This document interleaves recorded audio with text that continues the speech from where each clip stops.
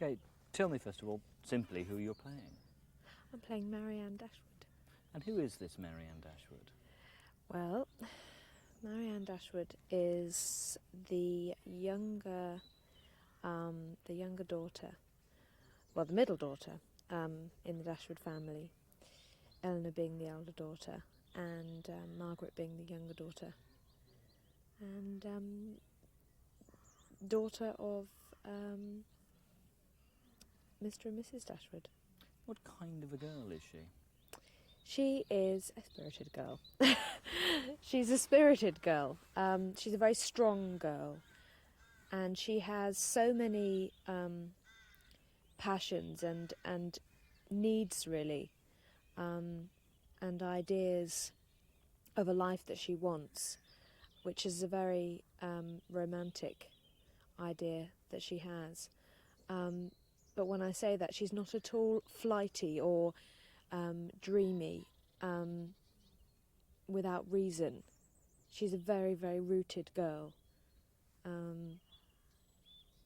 So rather than, she loves to kind of just run wild and go for long walks and, make sure nobody's looking and then just run, and just be in the air and in the countryside and listening to the birds and things. But it's a very true root inside of her, all of those things that she dreams of, really.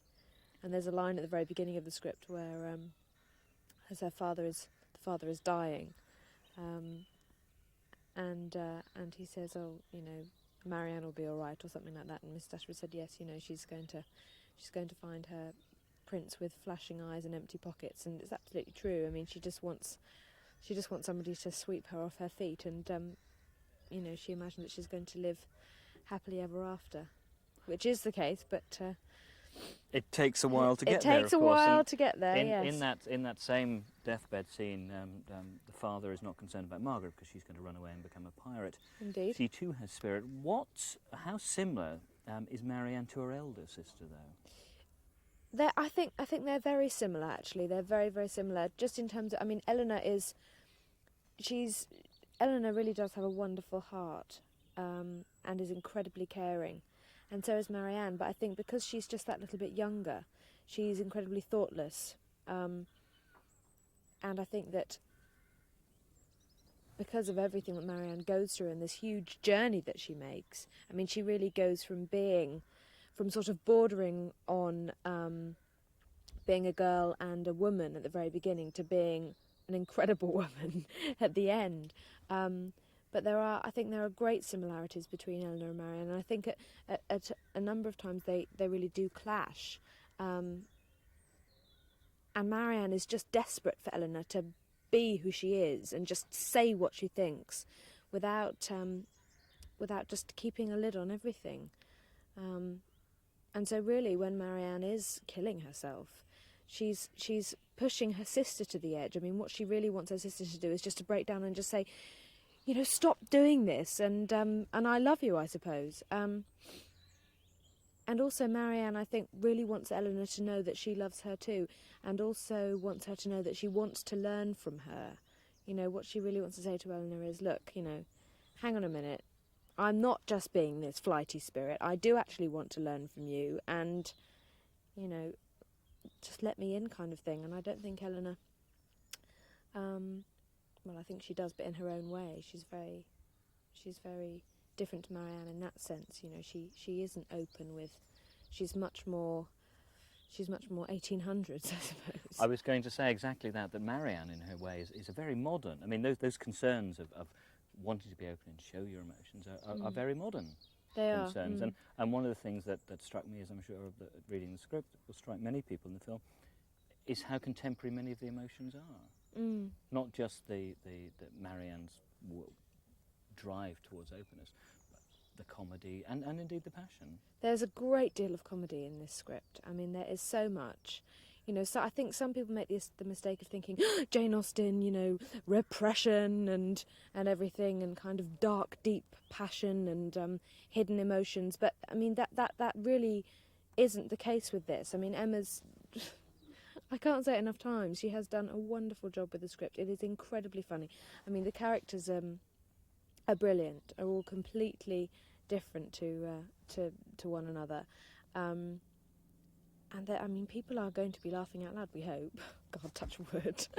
And the passion, there is really a great deal of passion. And I mean, if you read Sense and Sensibility, it's very, very apparent, and you really get a sense of Jane Austen's passion as a human being.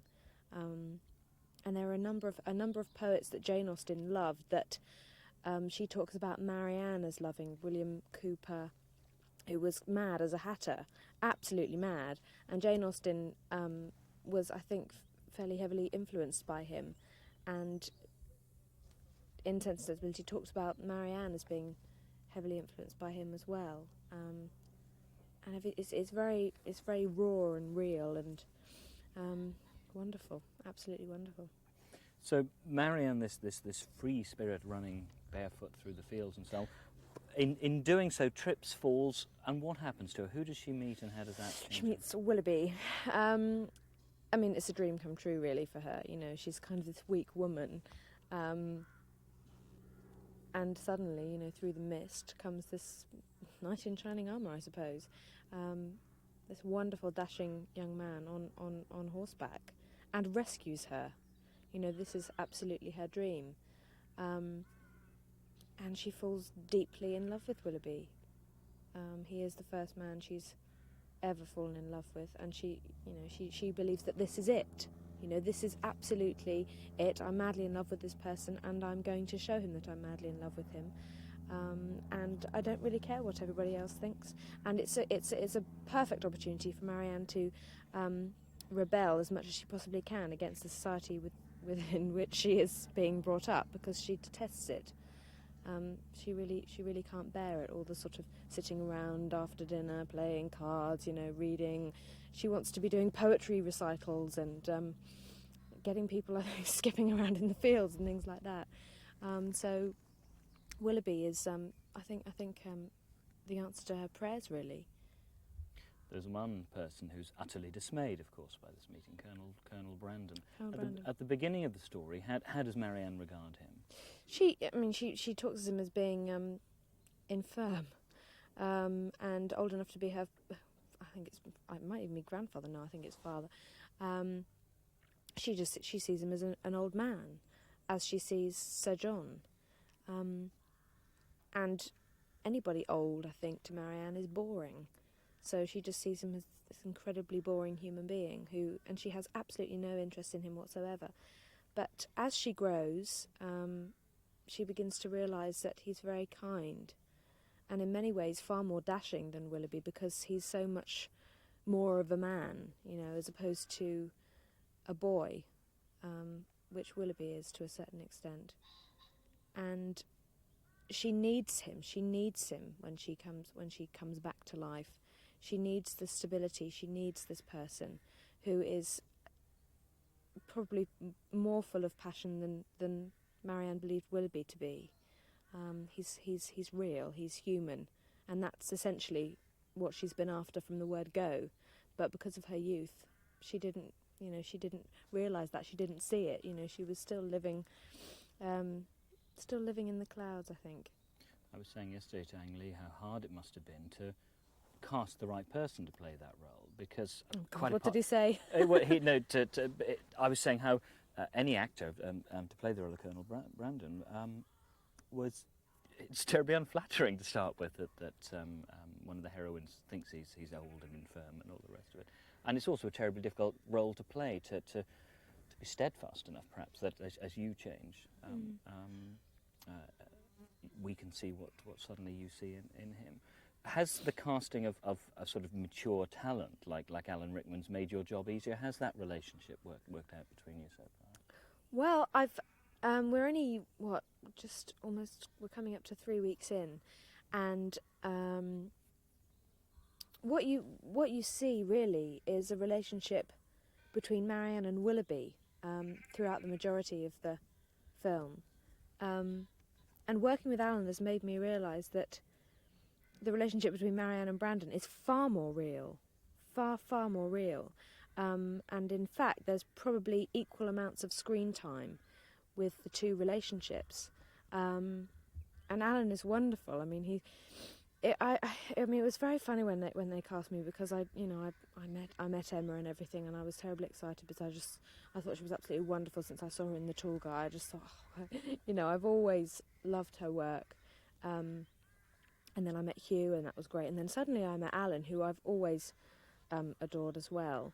And he has this incredible presence. He doesn't sort of make you feel not necessarily nervous, but he's just so amazing. You just think, my God. And when he walked into the makeup caravan when we were doing makeup tests, he sort of walked in, was talking to Imelda Staunton, and he sort of said hello to me.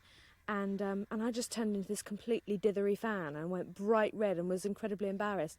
But no, he's wonderful, and that I mean, he makes me feel very, very safe and very secure. I mean, we've been doing some scenes this afternoon where Marianne it's about 5 months after the illness, and she's just beginning to kind of find herself and realise that she does actually love Brandon very much, and that she needs him, and she's addressing all of her new needs.